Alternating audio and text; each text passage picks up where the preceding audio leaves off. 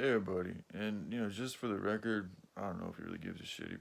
I hope he does, but I'm not gonna hold my breath. But it's like that type of shit demoralizes me, dude. Like just Steven Crowder, if you happen to see that, like beyond all the facts and the physics and the spirituality and what's right and what's wrong, ultimately seeing a title like that demoralizes the fuck out of me. So I don't see what good comes from like having a title that says that. Uh, so I just thought I'd share it out there, dude. Like I'm honestly saying this because I would like to see more videos that actually inspire me. But I'm not. Joe Rogan and a few others are like the only channels that actually do anything for me. Um, it's really sad, dude. It really fucking is. But it's just a sign of that's more pain. Just that's telling of the time. People have sold out. A lot of people have sold out, and they do what makes them money. And they also have perhaps holders that have specific agendas that they have to follow if they want to keep getting paid.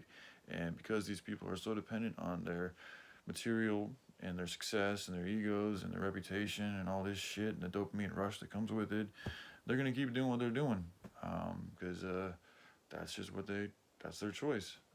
I'd like to see them choose differently, but they all got to do what they got to do. So I'm just gonna say it too because it does correlate. I know Steven Crowder's talked about in the past having issues with his heart, and I mean, when organs they do say something. So the heart itself, even though it is the organ that pumps blood through the whole body, spiritually, energetically, like emotionally, what would you say that the heart is most responsible for?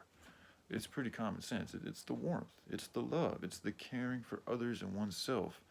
And so it's like Steven Crowder, somebody that, and I think he's the same age as me, 38 years old.